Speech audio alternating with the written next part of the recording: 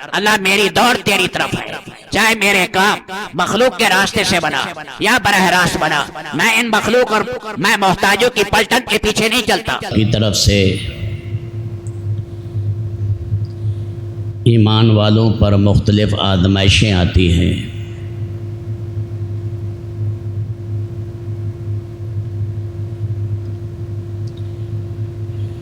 اللہ پاک صحت اور بیماری میں، تونگری اور فقر و فاقہ میں، دونوں میں بندے کا امتحان لیتے ہیں۔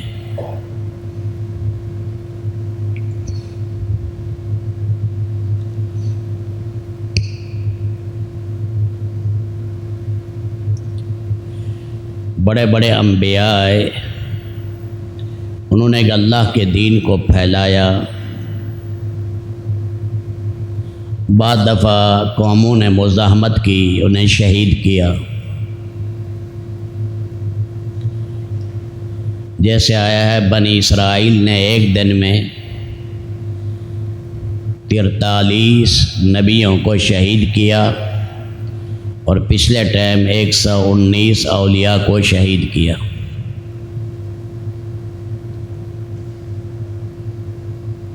یقتلون الانبیاء بغیر حق، نبیوں کو بھی اور انبیاء کے جو حواری تھے، ان کے شاگرد تھے، ان کے صحابہ تھے، انہیں بھی شہید کیا گیا۔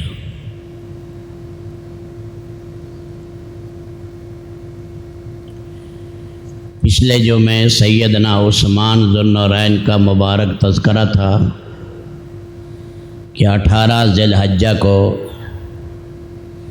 انہیں شہید کیا گیا۔ خلیفہ راشد، تیسرے اور ثالث خلیفہ راشد تھے، اور رسول پاک علیہ السلام کے داماد تھے، اور امت کے محسن اعظم تھے۔ اسی طرح ان سے پہلے سیدنا عمر ابن خطاب، جس کو دنیا کا بچہ بچہ جانتا ہے، اپنے بھی جانتے ہیں، پرائے بھی جانتے ہیں، ان کا عدل و انصاف، ان کے حق کے قیام میں محنت، ان کی جرات، ان کی ہمت،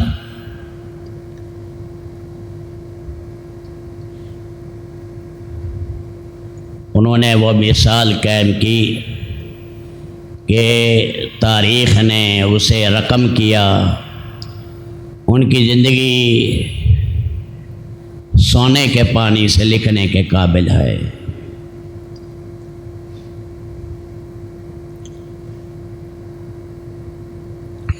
ازالت الخفا شاہ ولی اللہ رحمۃ اللہ علیہ نے لکھی خلفائے راشدین پر، 4 جلدیں لکھی، اس میں صرف 1.5 جلد انہوں نے سیدنا عمر ابن خطاب کے اوپر لکھی۔ اتنے تفصیلی حالات لکھے کہ آدمی سارا سال اسی پر بیان کرے، ختم نہیں ہو سکتے۔ عمر کے کمالات، وہ محدث ہیں، اس امت کے ملہم من اللہ ہیں، محدث،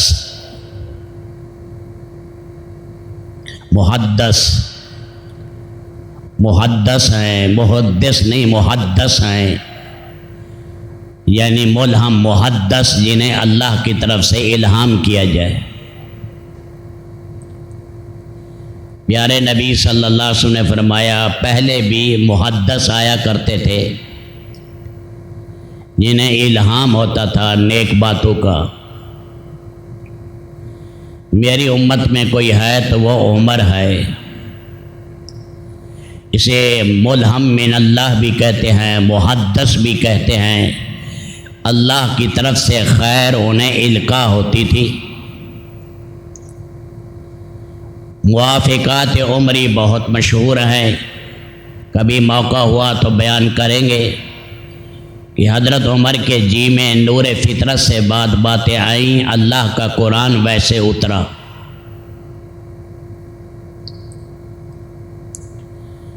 تو 10 سال 6 مہینے 4 دن انہوں نے تقریباً خلافت کی ہے۔ رسول پاک کے زمانے میں جزیرۃ العرب میں دین پھیلا، پھر ان کے زمانے میں 22 لاکھ مربع میل تک اللہ کا دین پھیلا، 3600 کے قریب شہر آباد فتح ہوئے، 4000 سے زیادہ مساجد بنائی گئیں، 900 سے زیادہ جگہ جمعے قائم ہوئے۔ انشاءاللہ موقع ملا تو محرم کے بعد ان کی تفصیلی زندگی بیان کریں گے۔ 26 ذی الحجہ کو انہیں خنجر مارا گیا۔ 4 دن کے بعد یکم محرم کو شہید ہو گئے۔ خلیفہ راشد ثانی رسول پاک علیہ السلام کے سسر اور ملہم من اللہ، عدل انصاف کے انبیاء کے بعد سب سے اونچے انسان، قرآن و سنت کو مضبوطی سے تھامنے والے، منبر اور محراب کی زینت،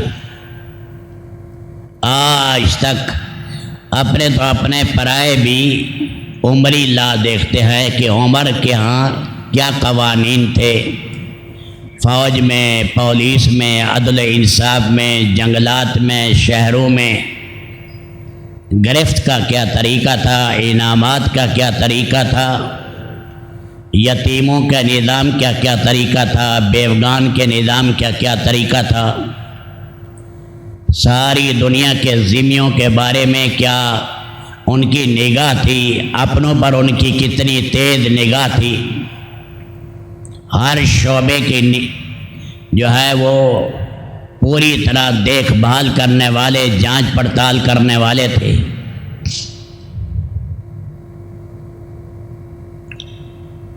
حج پر جانا تھا، یہ ذی الحجہ ہے، حج پر گئے۔ خلافت کے زمانے میں 4 عمرے کیے۔ پہلی دفعہ عبد الرحمن بن عوف کو بھیجا حج پر نائب بنا کر، بعد میں ہر سال خود جاتے رہے۔ حج پر جانے کا پروگرام بن رہا تھا، ایک خواب دیکھا کہ ایک سرخ مرغ ہے اور اس نے آ کر مسانے کی جگہ ناف کے نیچے 3 ٹھونگے ماری۔ عمر ابن خطاب نے خواب اپنے ساتھیوں کو بیان کیا۔ اسماء بنت امیس حضرت جعفر کی بیوی تھی، پھر ان کے شہادت کے بعد ابو بکر صدیق کی بیوی بنی، پھر ان کی شہادت کے بعد حضرت علی کے ہاں آئیں۔ تو بہت سمجھدار عورت تھی، خوابوں کی تعبیر بیان کرتی تھی۔ اسماء بنت امیس، انہوں نے کہا عمر سے کہہ دو وصیت کر لے، یہ خواب بتا رہا ہے کہ ان کی موت کا وقت قریب ہے، موت ان کی شہادت سے آئے گی۔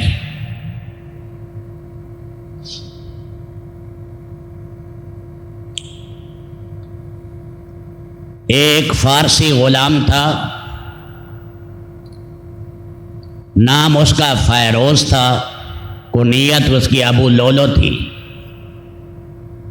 فارس کا رہنے والا تھا، مجوسی تھا، آگ کی پرستش کرتا تھا، مغیرہ بن شعبہ رضی اللہ تعالیٰ عنہ کا غلام تھا۔ یہ حضرت عمر کے پاس آئے اور آ کر یہ کہا کہ مغیرہ بن شعبہ نے میرے اوپر خراج اور ٹیکس زیادہ لگا رکھا۔ فرمایا کتنا ہے؟ کہ یومیہ 2 درہم۔ کہ آپ کام کیا کرتے ہیں؟ انہوں نے کہا نقاشی کا نقشے بناتا ہوں، آہن گری کا لوہے کا کام، اور اسی طرح نجاری جو مستری درخان کام کرتے ہیں، یہ چکیاں بناتا ہوں۔ فرمایا تو اتنے فن جانتا ہے، اتنی صنعتیں جانتا ہے، تو اس کے مقابلے میں 2 درہم تو کچھ بھی زیادہ نہیں ہے، زیادہ ہوتا تو میں مغیرہ بن شعبہ سے کہتا۔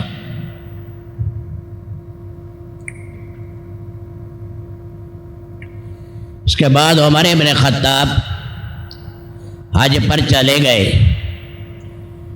جب حج کر لیا تو واپسی پر محسب ہے مینا کے ساتھ، رات کا ٹائم تھا، وہاں اللہ کے نبی محسب میں آ کر ٹھہرے تھے، اس لیے فراغت کے بعد خلفائے راشدین بھی محسب میں ٹھہرتے تھے۔ 14ویں کا چاند تھا یا 14ویں یا 15ویں کا چاند تھا، وہاں لیٹے، چاند کو دیکھا، ساتھیوں سے کہنے لگے ابتدا میں کیسے تھا، اب اس میں حسن کامل ہو گیا، پھر یہ کمزور ہوتا جائے گا اور پہلے کی طرح ہو جائے گا۔ اللہ نے ساری مخلوق کو ایسے کیا، ابتدا میں کمزور ہے، پھر جوانی آ جاتی ہے، پھر آخر میں کمزور ہو جاتی ہے۔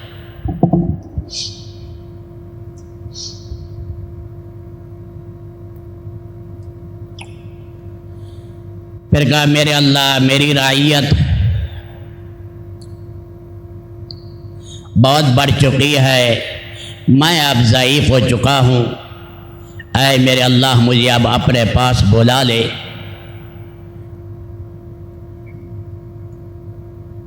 وہاں سے آئے مدینہ منورہ، مکہ مکرمہ سے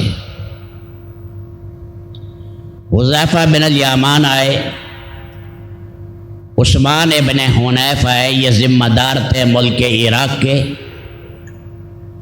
وہاں کے معصول مال گزاری کے ذمہ دار تھے، زمینوں کی پیمائش کرتے تھے، غیر مسلموں پر جو ٹیکس ہوتے تھے وہ ٹیکس اس کے حساب سے لگایا جاتا تھا۔ یہ عثمان ابن حنیف اس جومیٹری کے پیمائش کے امام تھے، اس نے ملک عراق کی ساری زمین کی پیمائش کی، جو غیروں کے پاس تھی اس کے لیے جزیہ اور ٹیکس کے قوانین بیان کیے کہ مالدار کے لیے 48 درہم سال میں، اور متوسط آدمی کے لیے 24 درہم، اور غریب آدمی کے لیے سال میں 12 درہم۔ فرمایا کہ مجھے یہ لگتا ہے کہ تم نے کوئی زیادہ ٹیکس رکھ دیا۔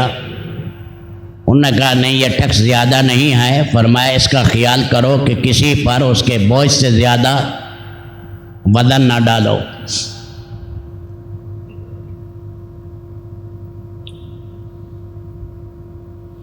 عادت شریفہ تھی کہ صفے سیدھی کرانے کا بہت اہتمام کرتے تھے۔ 16 ذی الحجہ کی صبح کو نماز کے لیے آئے، جہاں فرجہ اور خالی جگہ تھی وہاں صفیں سیدھی کراتے گئے، مجمع کو سیدھا کرتے گئے، کیونکہ صبح کی نماز میں بڑی صورتیں پڑھتے تھے۔ پہلی رکعت میں حکم بھی ہے کہ رات لمبی کرو تاکہ لوگ اس میں زیادہ شریک ہو سکیں۔ سورۃ یوسف اور سورۃ نحل اکثر پڑھا کرتے تھے۔ یہ جو مجوسی تھا ابو لولو، یہ چھپا ہوا تھا، اس نے خنجر لیا ہوا تھا۔ عبد الرحمن بن عوف نے اور عبد الرحمن بن ابی بکر نے چند دن پہلے دیکھا کہ ایک جگہ ہرمزان جو ایران کا آتش پرست تھا، اور جفینہ جو وہاں کا ایک عیسائی تھا، اور تیسرا یہ مجوسی فیروز ابو لولو، یہ ایک جگہ مشورہ کر رہے ہیں، بیٹھے ہیں۔ انہی کے ہاتھ میں خنجر بھی دیکھا تو بعد میں مر گیا، ورنہ حالات کی تحقیق ہوتی تو معاملہ کی تفتیش ہوتی، پورا حال کھل جاتا کہ منصوبہ کہاں سے بنایا اور کہاں سے چلا۔ ان حضرات نے یہ دیکھ لیا تھا، تو اس نے وہ 2 دھاری خنجر جو تھا، نماز عمر بن خطاب نے شروع کی اور اس نے حملہ کیا زوردار۔ ایک روایت میں 3 وار ہے اور ایک میں 6 وار کیے تیزی سے۔ ان میں ایک خنجر جو لگا وہ ناف اور مثانے کے درمیان میں لگا، باقی اور جگہ لگے تیزی سے۔ سیدنا عمر بن خطاب کے منہ سے نکلا قتلنی الکلب، کسی کتے نے مجھے مارا ہے۔ گر پڑے اور گرتے ہوئے عبد الرحمن بن عوف کا ہاتھ پکڑا اور کہا جلدی مجمع کو نماز پڑھائے۔ عبد الرحمن بن عوف نے مختصر نماز پڑھائی۔ سیدنا عمر بن خطاب انہیں وہاں سے گھر لے گئے۔ بے ہوشی تھی، پھر ہوش آیا۔ ساتھیوں نے کہا نماز آپ کی رہ گئی۔ لہو بہہ رہا تھا، اس لت پت لہو میں انہوں نے فجر کی نماز ادا کی اور یہ فرمایا ہاں اسلام میں اس شخص کا کوئی حصہ نہیں جو نماز کا اہتمام نہ کرے۔ شور مچ گیا، ہر طرف رونے کی آوازیں آئیں، لوگوں کی چیخیں نکل گئی۔ یہ کمینہ آدمی وہاں سے بھاگا، لوگ اس کو پکڑنے لگے تو اس نے 13 آدمیوں کو زخمی کیا، جس میں 7 شہید ہو گئے اور باقی زخمی ہو گئے۔ ایک صحابی نے اپنی برساتی لی، بڑی چادر لے کر اس پر ڈالی، اس کے منہ کے اوپر، سارے جسم پر۔ جب اس نے دیکھا کہ اب میں پکڑا گیا تو اس نے خودکشی کر کے خنجر اپنے اوپر چلا کے اپنے آپ کو ہلاک کر دیا۔ مدینہ ہی میں مرا ہے، امام راشد کا قاتل ہے، عمر بن خطاب کا۔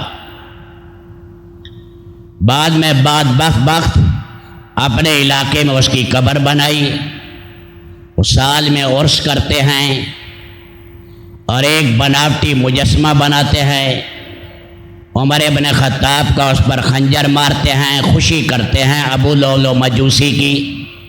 آپ بتائیں یہ کتنے دشمن اسلام ہیں؟ کون سا فرد ہے مسلمان کا اور کتنا گناہگار کیوں نہیں، اسے اپنی اولاد سے، ماں باپ سے عمر ابن خطاب زیادہ پیارے ہیں۔ مشرق و مغرب، شرق و غرب میں عدل و انصاف کا انہوں نے ڈنکا بجایا۔ ایسے کمینے آدمی پر خوش ہونا ایک شان عظیمہ ہے۔ گھر لے گئے، یرفع غلام تھا، اسے کہا کہ نبیذ لے آؤ، وہ شربت پلایا گیا، شربت جو ہے وہ آنتوں سے باہر نکل آیا۔ بعد نے کہا اللہ شفا دیں گے، یہ فاسد خون باہر نکلا ہے۔ پھر کہا کہ کچھ دودھ کے گھونٹ لاؤ، پھر دودھ پلایا، وہ دودھ بھی باہر نکل گیا۔ خود بھی سمجھ گئے، مجمع بھی سمجھ گیا کہ زندگی اب مشکل ہے۔ حضرت عبداللہ ابن عباس سے کہا کہ باہر جاؤ دیکھو کون آدمی تھا۔ پتہ لگا کہ یہ مجوسی تھا، مسلمان نہیں تھا۔ اسی موقع پر لہو کے اندر سجدہ کیا، اللہ تیرا شکر ہے میرا قاتل مسلمان نہیں، اور میدان محشر میں مسلمان سے نہیں جھگڑوں گا، ایک مشرک سے میرا جھگڑا ہوگا جس نے زندگی بھر اللہ کو کبھی یاد نہیں کیا۔ پھر اس کے بعد لوگوں نے اصرار کیا کہ اپنے بعد امر خلافت اہم ہے اور اس معاملے کو آپ ایسے چھوڑ کر نہ جائیں۔ اس معاملے میں پہلے بھی عمر بن خطاب سوچتے رہتے تھے، لیکن ان کی سطح بڑی اونچی تھی۔ بعض دفعہ کسی آدمی کے بارے میں خیال آتا اسے امیر بنایا جائے، پھر کسی پہلو میں کمی دیکھتے، پھر فرمایا اسے امیر بنایا جائے، پھر کسی پہلو میں کمی دیکھتے۔ اس موقع پر جب صحابہ کرام نے اصرار کیا کہ امت کو ایسے چھوڑ کے نہ جائے اور بغیر چرواہے کے نہ چھوڑیں، تو سیدنا عمر بن خطاب نے فرمایا میں یہ شورا بنا دیتا ہوں اور یہ شورا والے مل کر امیر کا انتخاب کر لیں۔ میں وہ آدمی جن سے اللہ کے نبی راضی تھے، عشرہ مبشرہ میں باقی ہیں، یہ عبد الرحمن بن عوف ہے، اور یہ سعد بن ابی وقاص ہے، اور یہ طلحہ ہیں، اور یہ زبیر ہیں، اور یہ عثمان ہے، اور علی ہے۔ اللہ کے نبی ان سے راضی تھے۔ میں نے سعد بن ابی وقاص کو کوفہ میں معزول کیا تھا، کسی تہمت کی وجہ سے نہیں بلکہ ایک حکمت کا تحت، اس لیے ان پر کسی قسم کا اعتراض نہ کیا جائے۔ حضرت طلحہ سے کہا، یا ابو طلحہ تھے، کہ 50 آدمی ایک مکان میں ٹھہرا دینا باہر، اور یہ 6 آدمی اندر مشورہ کریں گے، اور کوئی اختلاف کرے تو اسے قتل کر دینا تاکہ امت میں یہ اختلاف نہ چلے۔ یہ کہا 4 ایک طرف ہو جائیں، 2 ایک طرف ہو جائیں، خلیفہ جو 4 کہہ رہے ہیں انہی میں 4 کی جو رائے ہے وہی معتبر ہوگی۔ اگر 3 ایک طرف ہو گئے، 3 دوسری طرف ہو گئے، تو وہ رائے قبول ہوگی جس میں عبد الرحمن بن عوف ہو گئے۔ 3 دن نماز صہیب رومی پڑھائیں گے، اور میری نماز جنازہ بھی صہیب رومی پڑھائیں گے۔ 3 دن نماز انہوں نے پڑھائی۔ یہ 6 حضرات کٹھے ہوئے۔ عبد الرحمن بن عوف نے کہا معاملے کو ذرا سمیٹ لو، 6 کی بجائے 3 میں کرو۔ حضرت زبیر نے کہا میں حضرت علی کے حق میں دستبردار ہوتا ہوں۔ حضرت طلحہ نے کہا میں عثمان کے حق میں دستبردار ہوتا ہوں۔ سعد بن ابی وقاص نے کہا میں عبد الرحمن بن عوف کے حق میں دستبردار ہوتا ہوں۔ اب یہ 3 آدمی رہ گئے، عثمان ذو النورین، علی ابن ابی طالب، عبد الرحمن بن عوف۔ عبد الرحمن بن عوف نے کہا اگر چاہو تو میں دونوں آپ حضرات میں سے کسی کو خلیفہ بناؤں اور میں خود پیچھے ہٹ جاؤں۔ انہوں نے کہا ٹھیک ہے۔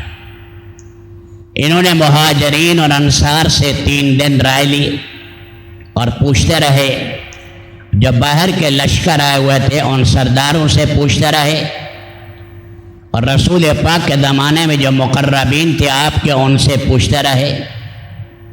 تو آخر میں عبد الرحمن بن عوف نے کہا حضرت علی سے کہ آپ رسول پاک کے قرابت دار ہیں، اگر آپ پر ذمہ داری ڈالی تو حق کو نبھاؤ گے کہ ہاں؟ کہ اگر عثمان بنا دیے گئے، فرمایا میں ان کی بات مانوں گا، السمع والطاعہ۔ عثمان سے یہی کہا کہ تمہارے اوپر ذمہ داری ڈالی جائے گی تو کیا شریعت پر چلو گے، ہر غریب کا حق ادا کرو گے، ذمہ کے حقوق ادا کرو گے؟ انہوں نے بھی کہا ہاں۔ پھر رائے تھی چونکہ بہر 90% سیدنا عثمان ذو النورین کے حق میں، تو غالباً ظہر کی نماز کے بعد عبد الرحمن بن عوف ممبر پر آئے، اور عبد الرحمن بن عوف نے ہاتھ لمبا کیا، عثمان ذو النورین کے ہاتھ پر بیعت کی، اور پھر سیدنا علی کرم اللہ تعالی نے بھی بیعت کی۔ اسی بیماری کے عرصے میں اپنے بیٹے عبداللہ ابن عمر کو بھیجا اور یہ کہا جاؤ سیدہ عائشہ رضی اللہ تعالی امہات المومنین کے پاس، ام المومنین کے پاس اگر وہ اجازت دے دیں تو میں اپنے دونوں ساتھیوں کے ساتھ دفن ہو جاؤں، اور میرے لیے یہ کائنات کی بڑی سعادت ہے۔ اگر اماں جان اجازت نہیں دیتی ہے تو پھر مجھے اہل بقیع میں دفن کر دینا، وہ بھی بہترین لوگ ہیں جو اہل بقیع ہیں۔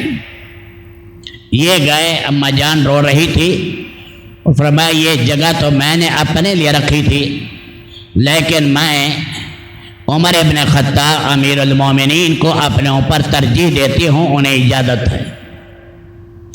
یہ فرما گئے کہ یہ میری زندگی میں کہہ رہی ہیں جب میری وفات ہو جائے تو اس کے بعد دوبارہ میرے جنازے کو جب لے کر جانا تو دوبارہ اجازت لینا۔ چند وصیتیں میں تمہیں کرتا ہوں۔ اپنے بیٹے عبداللہ ابن عمر کے ساتھ سینہ لگایا ہوا، سینے کے ساتھ لگے ہوئے اور نڈھال ہو چکے تھے، زندگی کے آخری اوقات تھے۔ فرمایا میرے بیٹے مجھے نیچے زمین پر لٹا دو، میرے چہرے کو مٹی پر ڈال دو، اے عمر تم برابر سرابر نکل جاؤ، تمہارے لیے سعادت ہے، اگر نہیں تو کاش تمہیں تمہاری ماں نہ جنتی۔ اور عبداللہ ابن عباس آئے، وہ مناقب بیان کرنے لگے حضرت عمر ابن خطاب کے کہ اللہ نے آپ کی وجہ سے اسلام کو ایسے ترقی دی۔ ایک نوجوان آیا اور کہا عمر تیرے لیے اللہ کے نبی نے دعا مانگی، تو نبی کی دعا کی مراد ہے، تیری وجہ سے اسلام کا غلغلہ ہوا، مکہ میں اعلانیہ اسلام کا ڈنکا بجا، تو نے اعلانیہ ہجرت کی، تیری ہجرت سے راستہ کھولا، تو دونوں اپنے ساتھیوں کی راہ پر چلا۔ شرق و غرب میں جو کفر کے دو پر تھے، روم اور فارس، وہ اللہ نے توڑ کر رکھ دیے، عدل و انصاف کا ساری دنیا میں تو نے ڈنکا بجایا، اور سارا مشرق و مغرب، کائنات کا ذرہ ذرہ یہ شہادت دیتا ہے تیری زندگی کی۔ آپ گھبرائے نہیں، آخر میں اللہ نے شہادت کی نعمت کبریٰ بھی آپ کو دے دی۔ یہ نوجوان جب ہٹ کر جانے لگے، اس کی لنگی نیچے لٹک رہی تھی ٹخنوں سے، فرمایا اس کو واپس لے آؤ، اور کہا میرے بھتیجے اللہ کے نبی نے فرمایا اپنی چادر کو ٹخنوں سے اوپر رکھو، یہ کپڑے کی بھی صفائی ہے، تقوی کے زیادہ قریب ہے۔ آخر میں جب مرگ الموت اور سانس نکلنے والے ہیں، پھر بھی امر بالمعروف اور نہی عن المنکر کا جو ہے حکم پورا کر رہے ہیں۔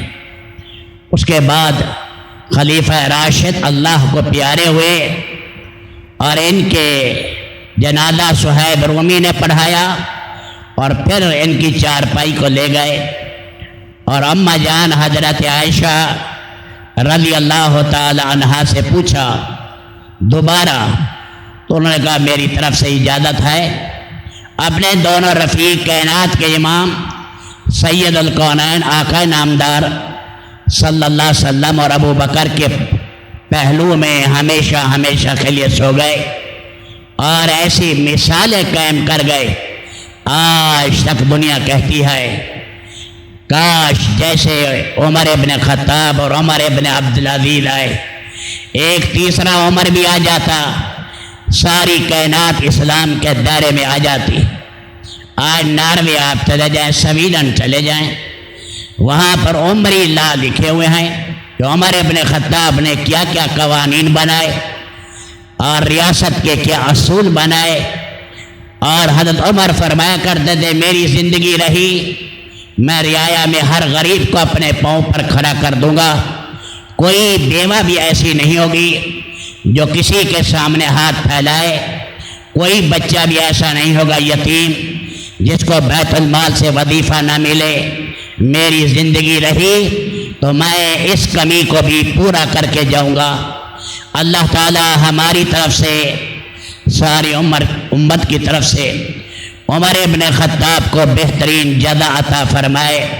وہ ملہم من اللہ اور محدث اور کائنات کا امام اور ممبر و محراب کی زینت، اور جس نے وہ احکامات بیان کیے 200 یا 250 کے قریب عمری سنتیں ہیں، وہ انہوں نے جاری کی۔ یہ سارا نظام اللہ نے ان سے چلایا۔